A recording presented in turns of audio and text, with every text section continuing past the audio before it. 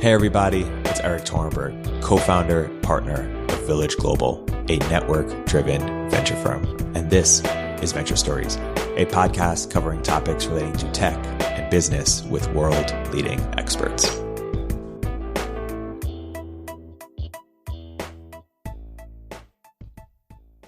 Hey everybody, we're now accepting applications for our Network Catalyst Accelerator program. Founders in our program have gone on to raise money from Lux, Spark, A16Z, Slow, First Round, SUSE, Homebrew, Mavron, Obvious, NFX, Signalfire, and many more. Learn more and apply at villageglobal.vc/network-catalyst. Hey everybody, welcome back to another episode of Venture Stories by Village Global. I'm here today with two very special guests, repeat fan favorite, backed by popular demand, Sheel Mohnot of Better Tomorrow Ventures, and newcomer, but just as sought after, Jayni Shah of Accomplice. Jayni and Sheel, welcome to the podcast. Thanks, Erik. So, Jayni, let's start with you. The inspiration for this podcast was you recently written a couple tweet storms about a lot of activity happening in fintech, M&A, financings, public markets. Why don't you sort of unpack what's most interesting to you right now? Yeah, sure. So, I can speak a little bit to what we're seeing in the public markets right now and what we have seen over the last few years. Over the years, whether it's war or sort of economic concerns, there have been many sort of drawdowns, but markets have been at an all-time high before COVID, right? The Nasdaq hit. I don't exactly remember. It was like 9,800 points around mid-Feb. If you look at like historical performance since the 80s, the Nasdaq has doubled many times over. So for those of us who are sort of earlier on in our investing careers, I think it's important to be a student and know a little bit about history, because in our roles, we help inform big decisions about the future. So I really do think we need to know a thing or two about the past. One thing I found really interesting over the last few years is fintech as a sector has really traded at premium valuations, even compared to SaaS businesses. I remember seeing an analysis done by some bankers end of the year last year when they pulled together how the FANG companies had performed in 2018 and 19. And on average, fintechs like Square, PayPal, Adyen, and other big public companies traded at double the revenue multiples to sort of more to the FANGs. So there's always been sort of a large amount of optimism around the sector. And I think particularly over the last couple of years, there's been a series of mergers that's driven optimism in some of these fintechs' performance. And I think another factor, interest rates have been kind of at an all-time high as well over the last couple of years. And now as the Fed cuts interest rates, I think it makes lending a lot less profitable, So hopefully once we're sort of recovering from this downturn, it boosts economic growth and consumer spending comes back up. Again, making sort of the financial pipes and the infrastructure attractive assets to invest in. Yeah, it makes sense. And then we've had this crazy, like just in the past 4 or 5 months, we've had so much activity. We've had obviously Plaid got acquired 5.3 billion. Credit Karma got acquired by Intuit for 7.1 billion. Just this week, we found out Galileo got acquired by SoFi. So fintechs are acquiring other fintechs. In this case, a new fintech acquired an old fintech. We had Radius Bank getting acquired by Lending Club, kind of a crazy, a fintech company actually acquiring a bank. We had the Bill.com IPO went super well. We had in the insurance space, we had Assurance IQ got acquired by Prudential. These are almost all multi-billion-dollar outcomes, and all in the past several months. And there were rumors of others being in the works too. So this has been an insane time to be a fintech investor. Just the amount of people reaching out to me who are generalist investors saying what's happening in fintech now has really gone up. I think all these acquisitions have led to it. Yeah, it's so interesting. Sheel, what's your hypothesis for why these deals have been so crazy expensive? It almost feels like these big acquirers don't really get penalized for pursuing large acquisitions, even when they're so richly priced. In fact, they're using M&A to meet ambitious sort of publicly stated growth targets. Yeah, I mean, the price will have to decline. I mean, most of these were done in stock, right? So, or majority in stock or equivalent, and mostly by public companies. You had Visa, Intuit, Visa, Intuit, Lending Club are all public companies. And then the interesting one is like this week, SoFi acquiring Galileo, because that's basically an all stock deal. And it's based on the stock of SoFi at the last round. So it's like, where would you value SoFi today? And then what does that imply about the valuation of Galileo? It's kind of interesting.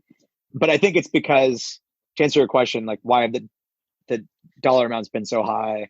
It's because like multiples were at an all-time high. So it just, it all makes sense.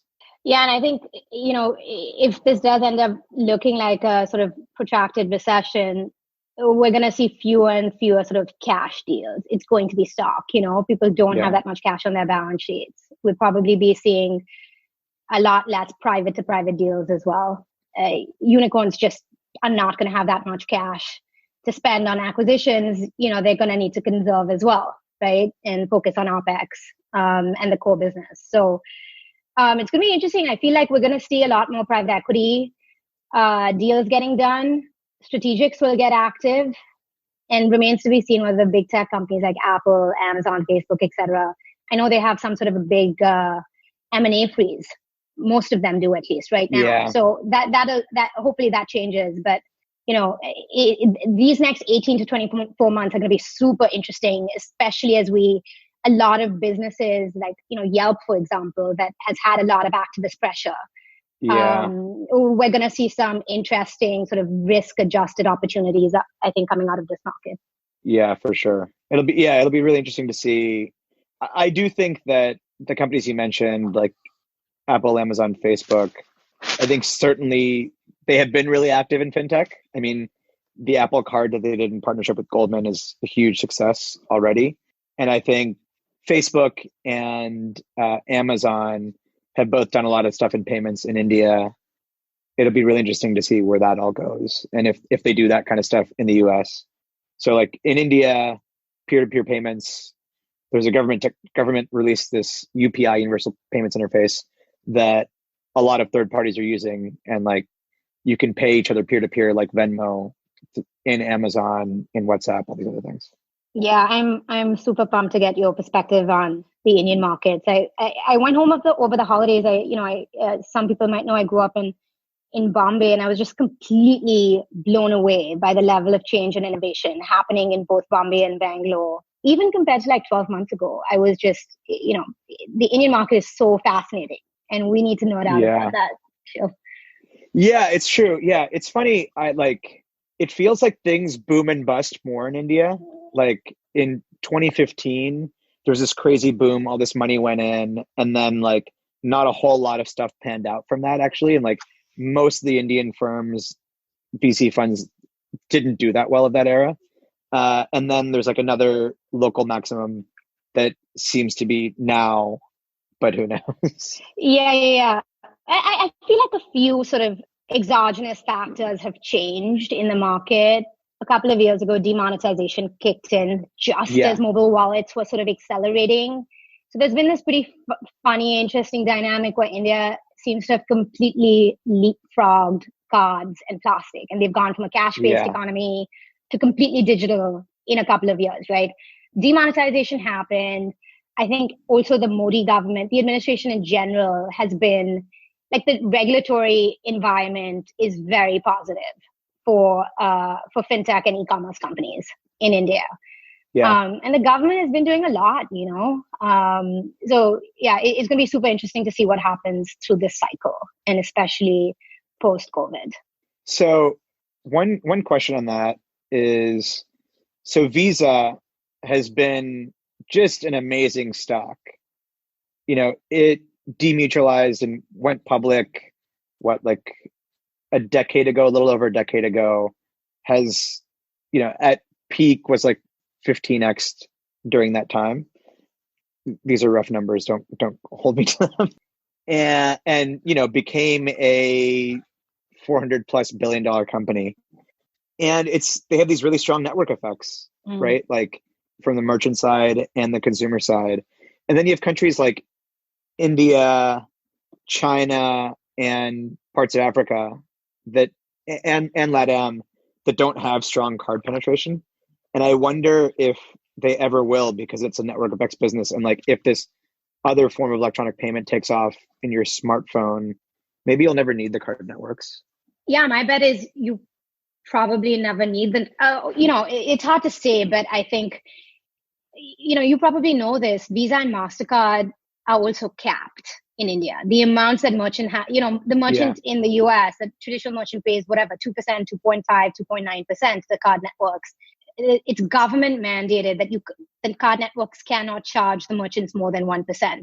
So frankly, payments is not a big business in India, which is why all these payments companies now have to do lending and have to build these other solutions that they can actually monetize on, because you can't really charge on core payments anymore, and that's just by government mandate, So it's going to be really, really interesting to see. I feel like this is why, the Visa Plaid acquisition is so interesting, right? Like Plaid doesn't actually further Visa's goals around its core product, which is credit cards, right? Like if anything, Plaid enables digital payments, right? Which is something that Visa really needs to, Visa, MasterCard, all the card companies need to have better penetration in. So, India,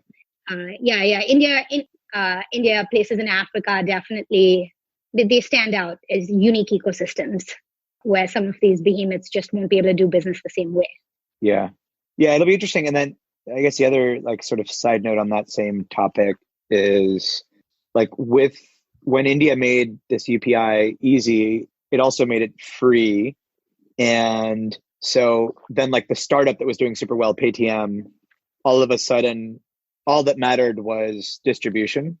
Yeah. So like Paytm had distribution, had network effects for a while, but then the government made this like free option of UPI.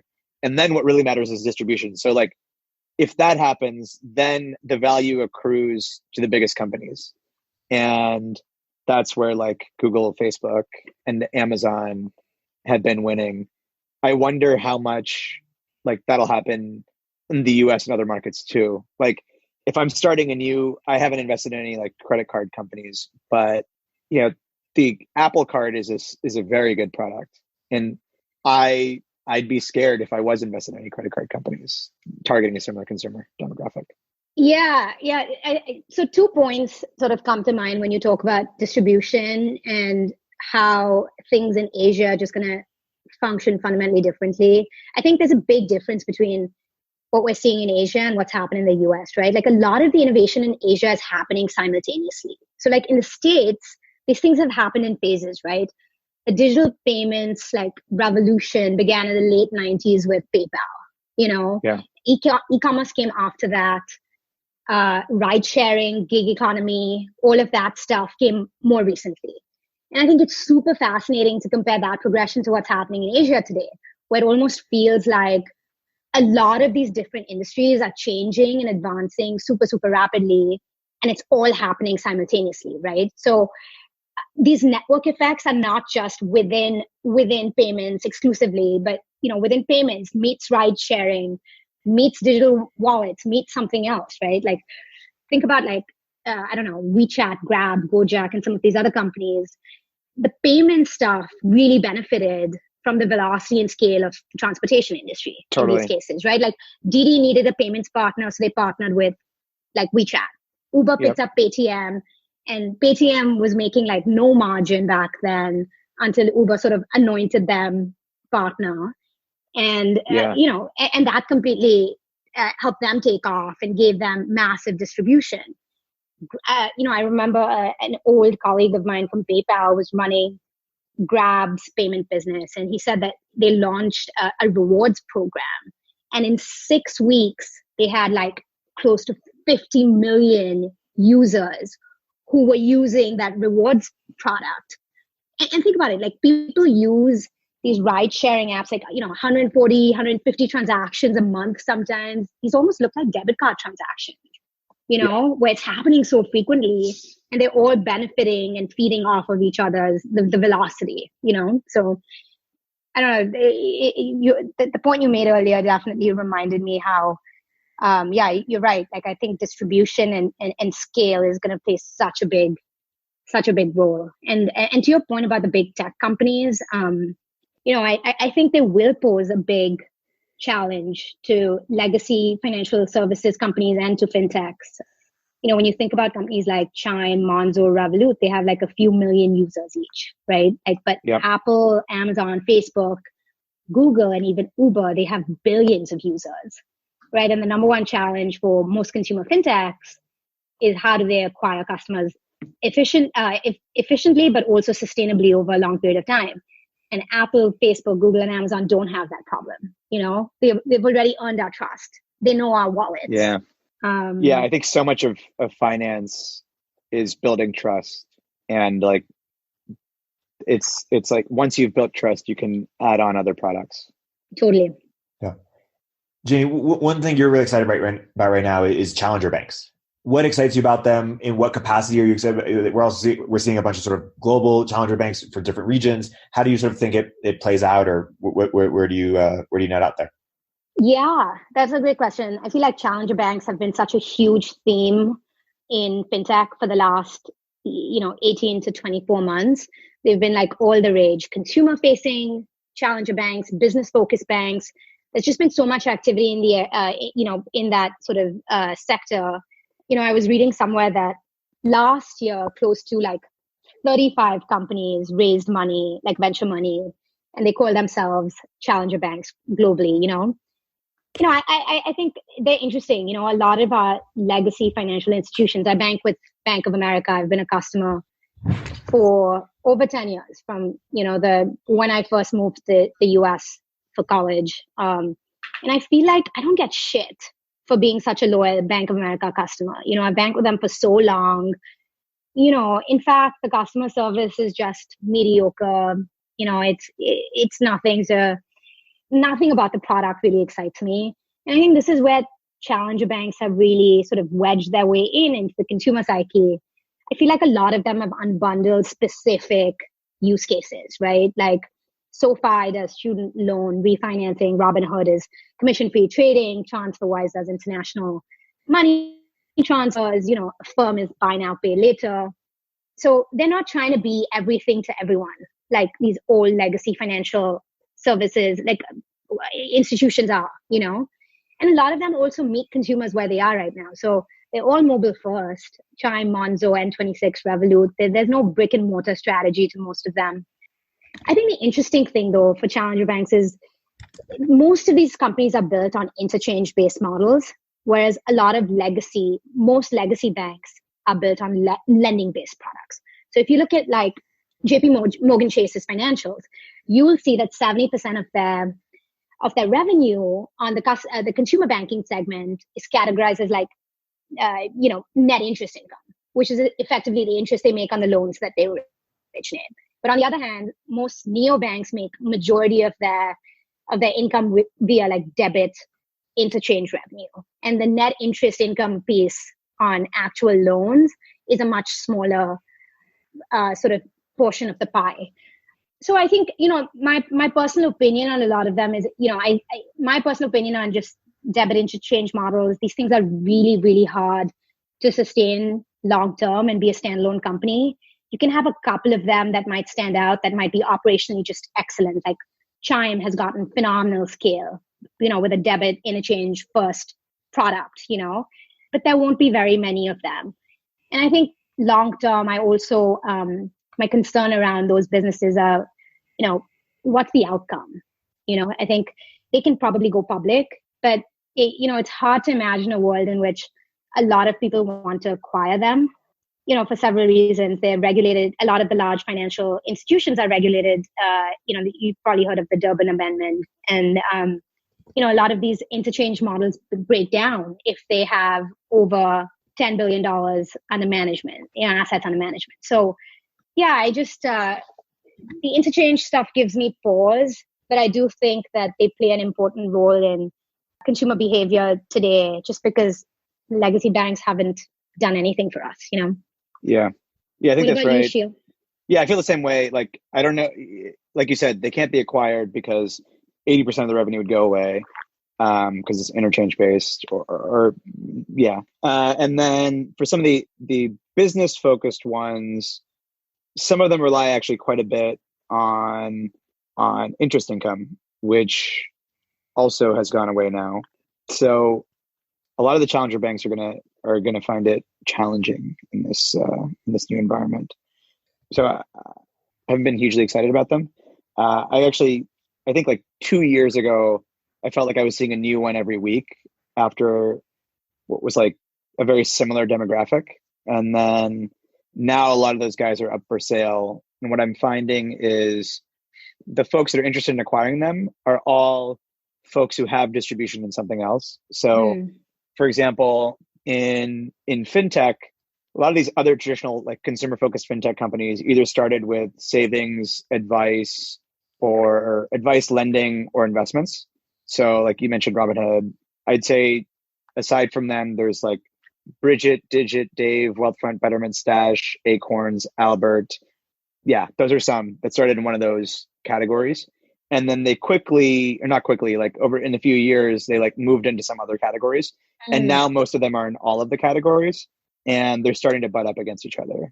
So yeah, like, the horizontal expansion has been a massive theme, right? yeah.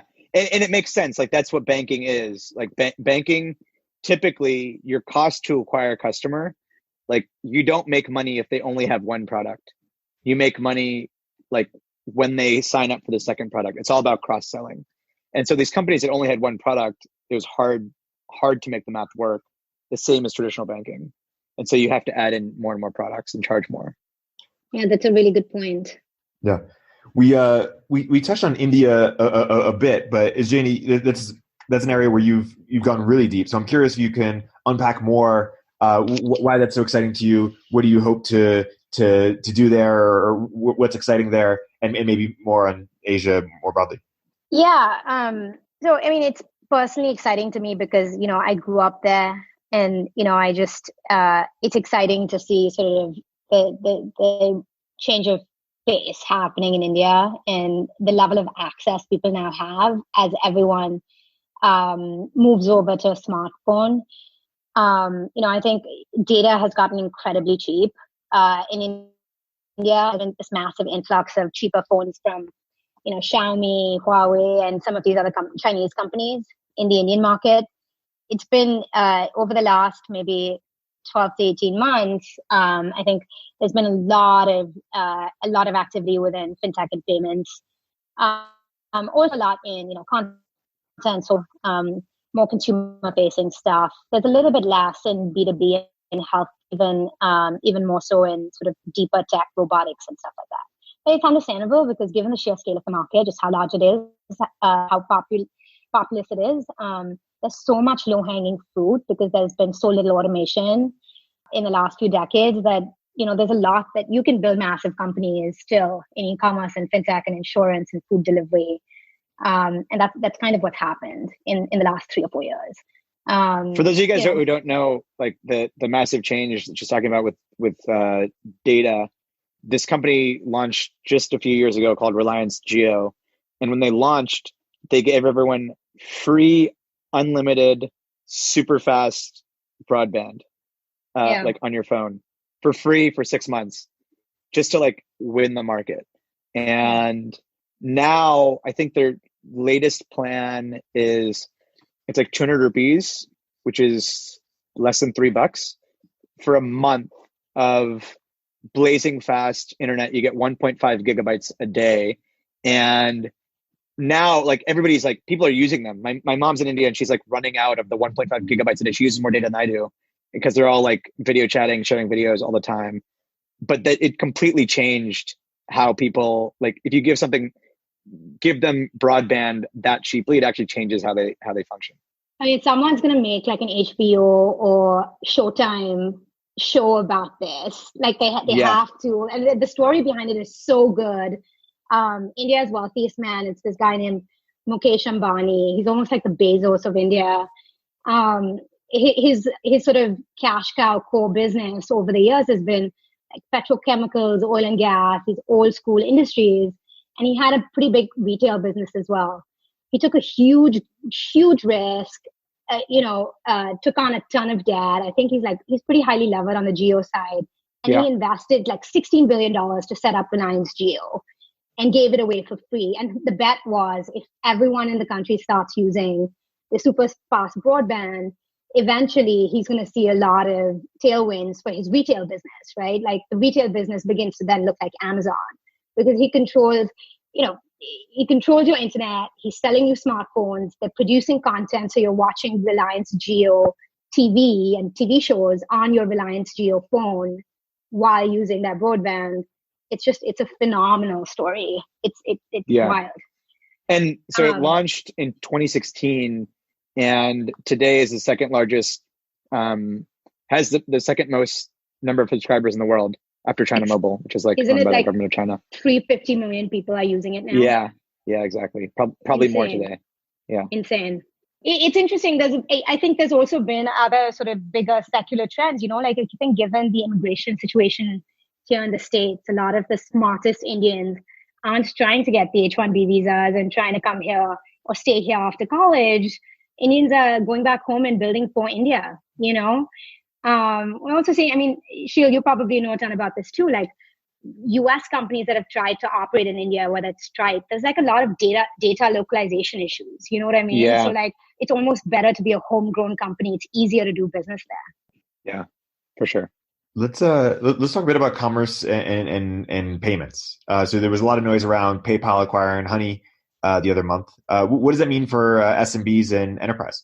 Maybe Jayni, you could take the first stab in terms of big trends we're seeing there. Yeah, that's a really good question. Honey being acquired for $4 billion was really, really big news in fintech world. A lot of people, myself included, tweeted about it. I think we've seen a lot of the payment companies, US, European, whatever, LATAM, everyone's trying to be more and more full stack, like I think they're trying to do payments processing, merchant lending, consumer financing, but they're also doing they're doing other stuff, right? They're doing fulfillment, business management, CRM stuff, point of sale. I think a lot of payments and fintech companies are becoming more and more full stack in order to better support SMBs or the enterprises and enterprise customers that they have on their platforms. And I think a lot of cloud platforms are offering more small business focused solutions as well, whether it's Amazon, Google, Salesforce, there's been a lot of M&A in the space. And I think sort of when I think about this trend, I think of Square primarily. I think they've shown the potential of how you can grow from having one product serving SMBs to having this full suite and enabling commerce end to end. Sheel, how do you think about it? Yeah, it's funny because I actually don't think about Honey as a fintech company at all. Yeah, think of it as like commerce. It's a couponing thing, right? Yeah. I honestly did not get the acquisition. But I also it's one of these things where I've seen Honey through the years. I never thought it would be as big as it was. And then it got acquired for much more than I expected. So I was wrong every step of the way. But my issue with it is I think of it from an ad perspective, and what they're doing is sniping and getting credit for referrals that I believe they shouldn't be getting. But so you have more of a philosophical issue with the business. You just don't believe that somebody should be making money that way. I agree. Yeah, that's my challenge with it. But certainly commerce and payments are converging. And a lot of these, like Jayni said, Square is a perfect example, but also Shopify would be another example. Toast would be another, where these commerce businesses are actually a lot of what is underpinning their success is payments. And I think we'll see a lot more of that in the future, where every one of these companies that sells to SMBs or sells to SMBs or builds an SMB in a box type business. It could be I'll call it your operating system. It could be if you're a barbershop, your operating system for your barbershop, or if you're a florist, your operating system, or Mind Body Online, which works with the yoga studios. All of these companies will have fintech components in them. And I think they'll start with payments, they'll add in lending. They may end up having like banking services as well. But it's totally converging. And that's exciting for me because like as a fintech investor, I like some of these businesses quite a bit. And actually like that extends what I invest in into some of these other sectors that at the outset may not look like a fintech company, but ultimately will be one. You know, it's interesting. I think we're articulating the theme now about payments and commerce converging, and we're doing it in a, you know, maybe we're doing it in a more sophisticated way, but I feel like companies like PayPal have always just done this. You know, when you think about their business model, they've always benefited from this flywheel effect between commerce and payments. You know, like PayPal monetizes merchants by processing their payments. But so PayPal is really incentivized to bring more consumers to those merchants and enable, you know, help convert those customers at the point of checkout, right? And make, you know, enable that commerce. I feel like this has been just a theme that's always kind of existed. And we now think about it in this more sort of academic way, just because we're seeing so much M&A happening. I don't know. I feel like commerce and payments have always just been interlinked, you know, but I think we're now talking about it a lot more. Yeah, absolutely. What happens around SMBs more generally, especially in a post-COVID era? You know, I think unfortunately the SMBs have been hit pretty hard, particularly around some sectors, restaurants, barbershops, these kind of things. And unfortunately, a lot of them won't be coming back and will be permanently damaged. But, you know, ultimately the economy will come back and people will hopefully mostly go back to their standard, what they were doing before. Although it is interesting how many of my friends now know how to bake bread. So maybe the bakers are in trouble. But yeah, I think unfortunately a lot of the startups serving SMBs, like they don't have time for that recovery. Like if you're a startup and, you know, you're a seed funded company, you earned, I don't know, $60,000 a month off of SMBs 2 months ago. Now it's 5,000. Then like raising that Series A is going to be pretty tough. And so unfortunately, a lot of SMB focused companies are really going to struggle. But I think in the long run, you know, SMBs probably still, some of them will suffer, but overall, like it'll come back. It's just a matter of time.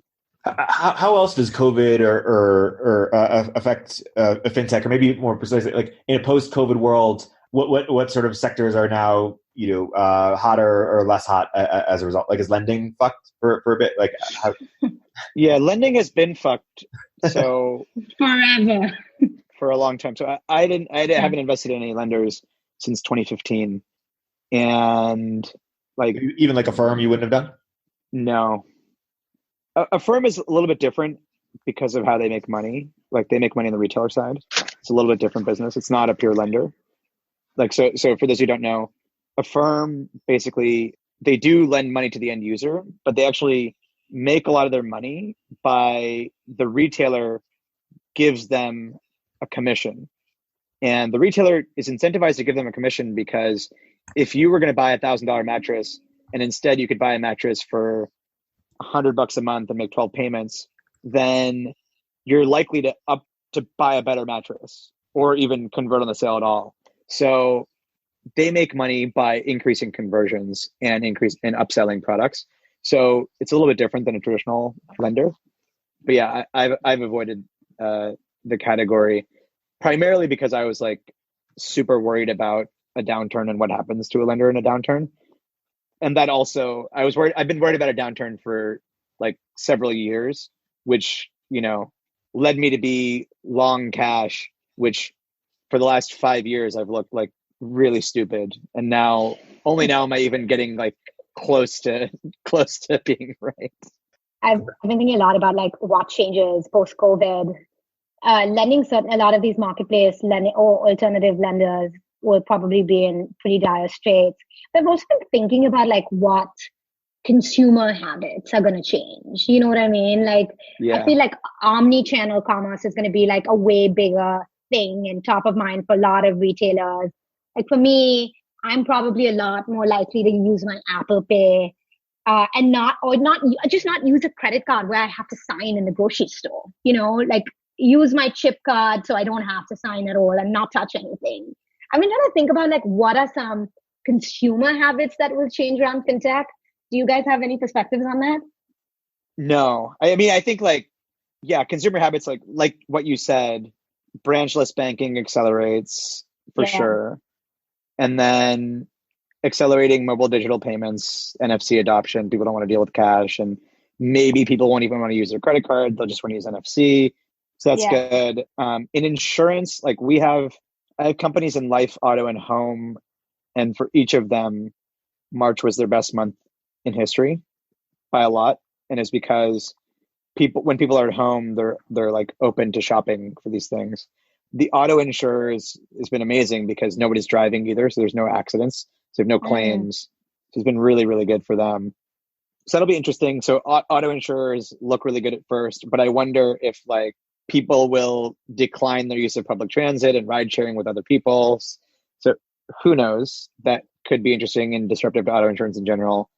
I think health insurance, we have a company that's an HSA company, health savings account, and it's been pretty good for them because there's also been legislation changes. So a health savings account, for those of you who don't know, if you're eligible, you should absolutely sign up. It's basically a super tax advantage account that you can use for health. You can put up $3,500 a year into it pre-tax, and then you never pay taxes on it. Like you can invest the money, and then it could grow to be $1 million. You get it out tax-free when you retire, whatever. Like it's super, super great product. But HSAs, they also just expanded what you can use it for. And now like you can use it for feminine care, all these like over-the-counter products that you couldn't use it for before. So that's been really good. I think the robo-advisors and trading apps like Wealthfront Risk Parity Fund is getting hammered. I think Robinhood day traders may be getting crushed. I don't know. There'll be some margin calls that'll be difficult. Folks that rely on AUM, the AUM just got cut by 25%. So that might be tough. I think life insurance is an interesting one. Everybody's thinking about death. You're thinking like, okay, none of the three of us on this have kids, but like, if you have kids, you're like, shit, like I didn't have life insurance, but like this could take me out. Like I saw somebody that was my age that like died from this. Now I'm thinking about life insurance and I wasn't before. So that's one that definitely is changing stuff. And then like another topic I'm seeing is real estate. Like in the short run, all the companies selling real estate are screwed. Like there's no sales, or not many sales are happening.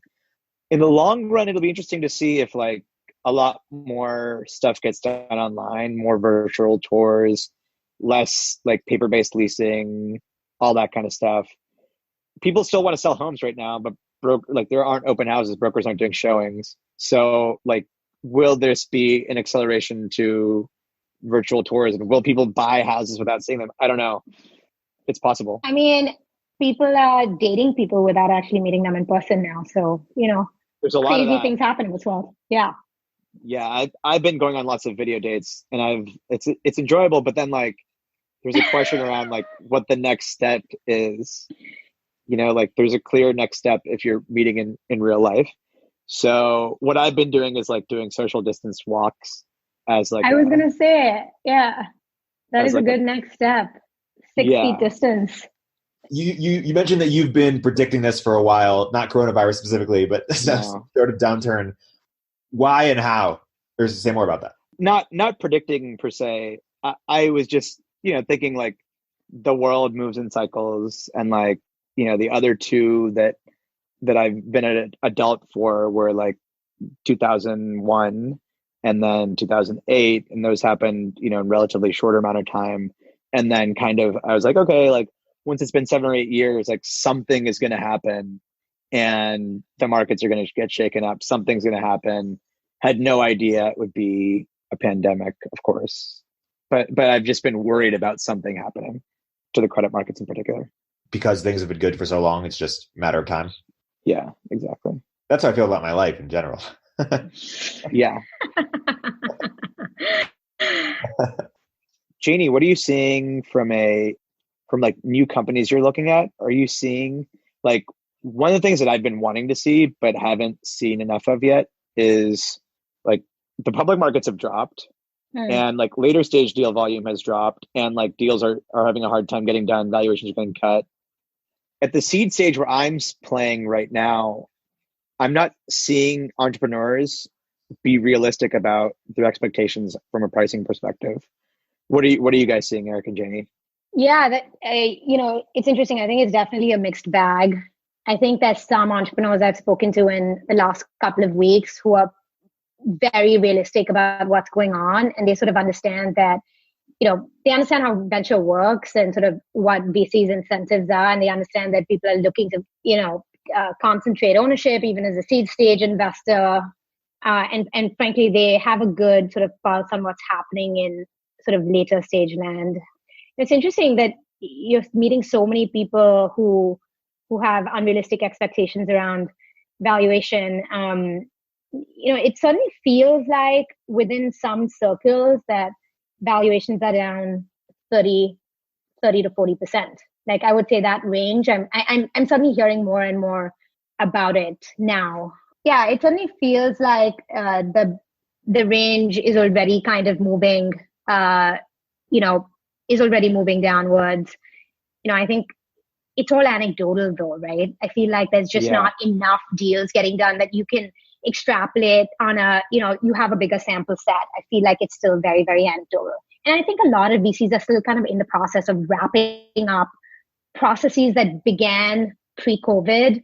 People they met pre-pandemic where totally the expectations are just still a little bit different. And then you feel this need to like honor the pricing or ranges you threw out back then.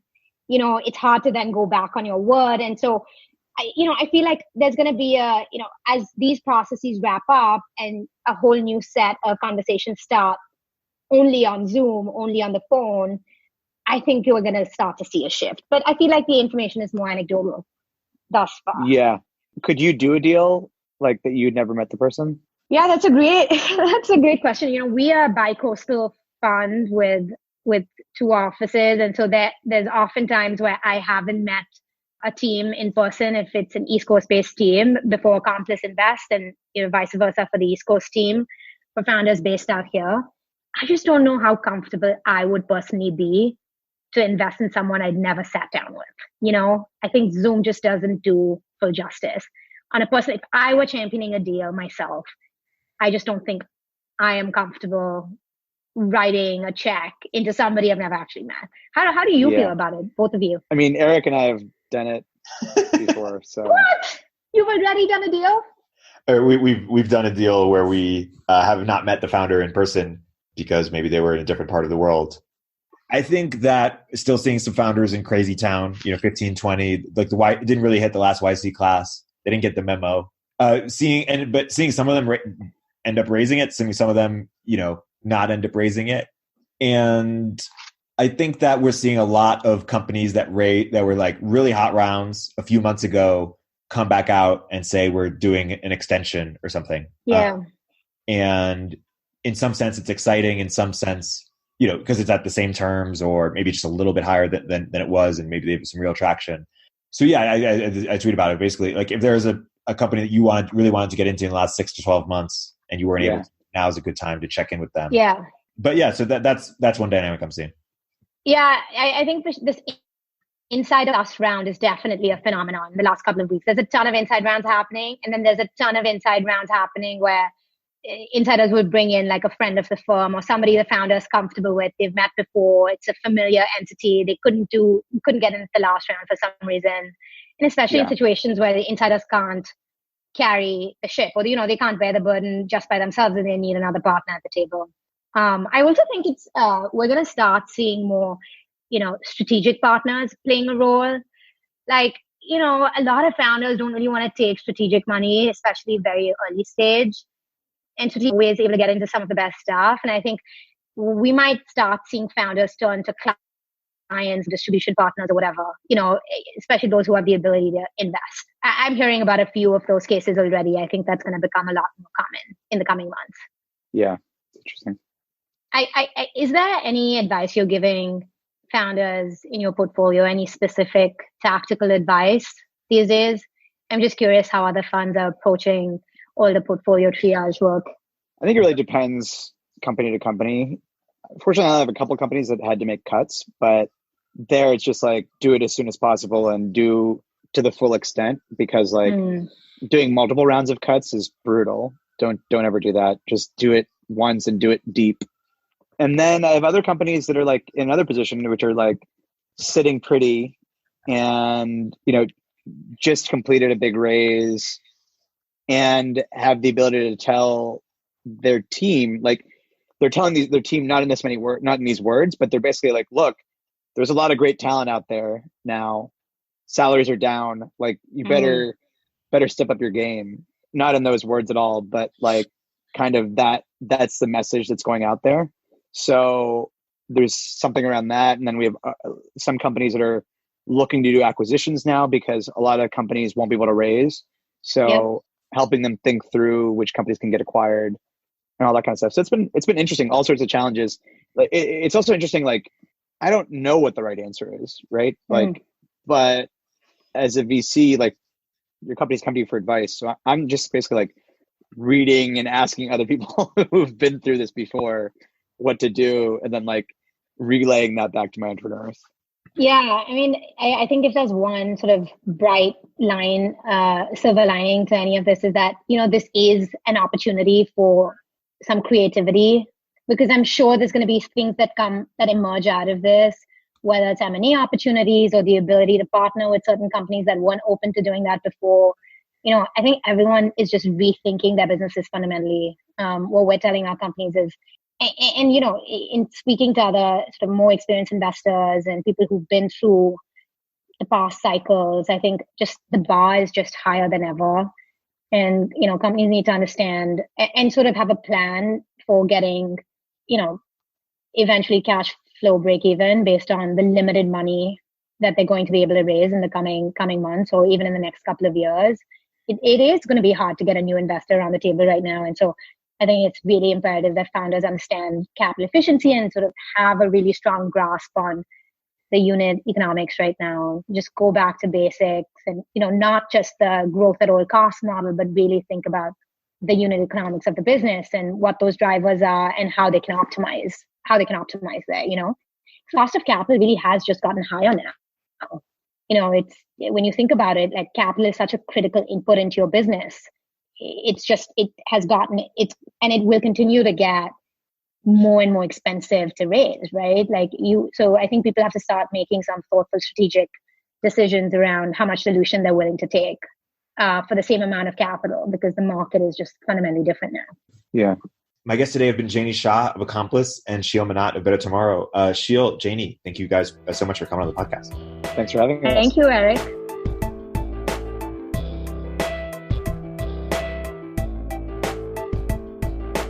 If you're an early stage entrepreneur, we'd love to hear from you. Check us out at villageglobal.vc.